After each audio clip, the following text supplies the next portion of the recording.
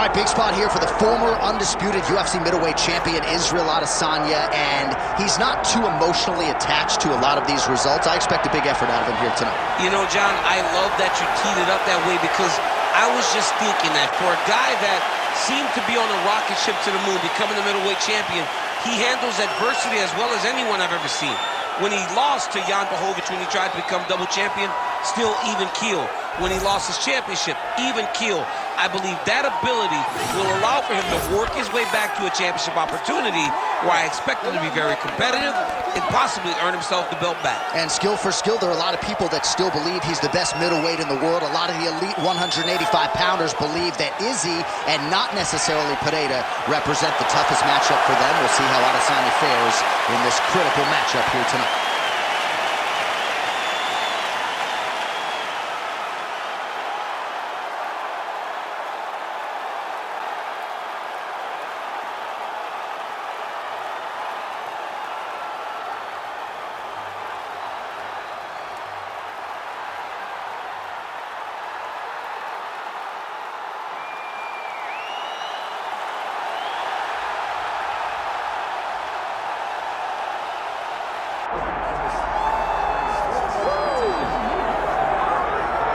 All right, so here's the world beater, Khamzat Chimaev, wicked relevant in 2 divisions. Every time he sees you, he tries to take you down.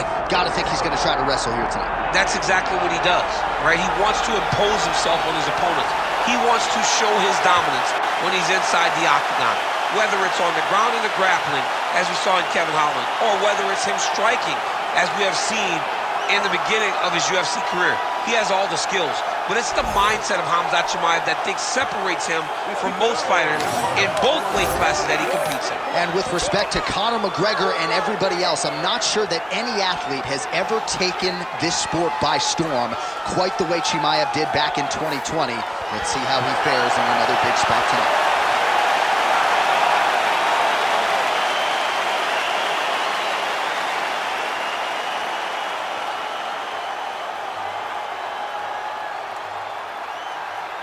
And now our tail of the tape for this welterweight championship fight.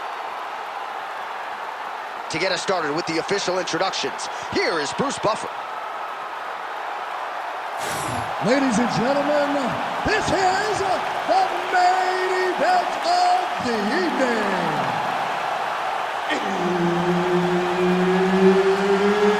It's time!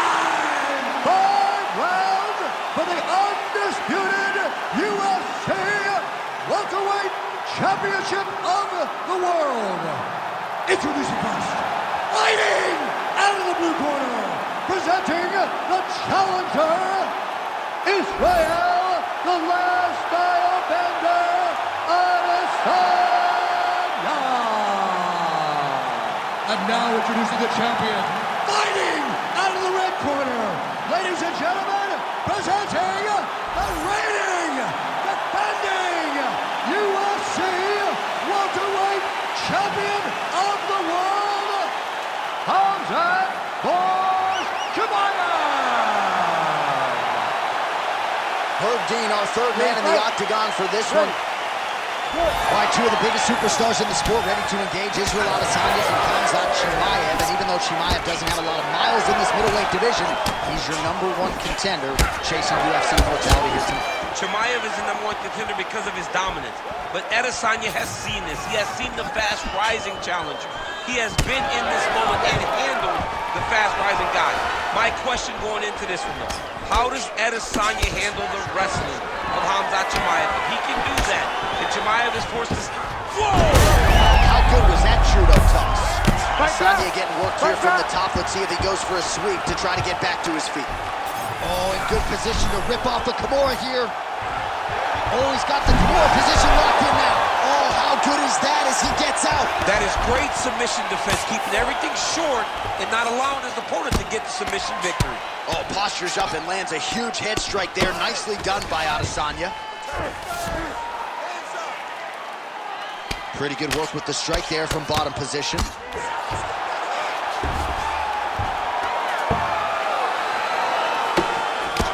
3 minutes to go.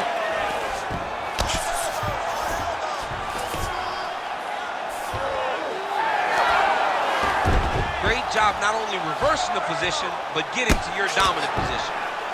He's postured up. He's landing big ground and pound. He has to move on the bottom or the fight's going to get stopped. Yes, smart adjustment. Yup.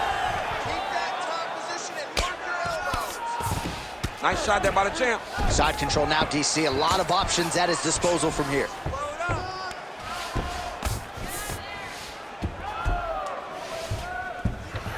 Yeah, he's trying to get to the Darce here.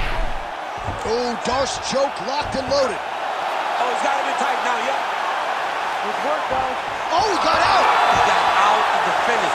John, I thought it was over. I thought it was done. It was so tight. It was deep. They were hip to hip. I thought the fight was done. Great job and awareness by this young man to defend that Darce choke. All right, so now we start to see some redness underneath the elbow. You got to think he's going to continue to attack the body with all of his strikes. Well, his opponent has not done anything to deter him. He should keep doing this, keep going to the well until his opponent finds an answer, because right now, he seems lost to it. Oh, we'll see who has the edge here as they get back to their feet after a pretty engaged battle there on the ground. And both of these guys should feel pretty satisfied because they both had their moments and they both showed true skill on the ground. Beautiful entry as he gets the takedown late in the round, too, which could have an impact on the... Oh, nice slam as he gets into the canvas. Exactly what he needed. Ooh, right into side control, DC. This is where you want to be now because you get to make your opponent decide. They try to turn back into you, you can attack guillotine. If they turn away to try to get to your knees, you throw your hooks in and you got all your rear choke submissions. All right, take a seat, buddy. Good round, okay? You won that round by controlling the position on the ground. You need more of that. If you're on top, I need you to keep that. All right, so for one fighter, the round mercifully comes to an end as we look back at some of the action. What a display of ground and pound. It's his calling card. It's exactly what he's known for. He's known as a brutal ground and pound fighter, and he showed you just then why he's known as that in the MMA sphere. He's the guy that if he gets you down, he will dominate you with positioning and brutal, nasty ground and pound. Here we are, early round two. All right, they separate. Now we'll see who can get off in space. Keeps going back to that jab, keeps throwing that jab, but unable to land. Beautiful kick lands there. Great timing on that double leg. Drops down inside the now closed guard of his opponent. Let's see how patient he is as he attacks a submission or big ground and pound.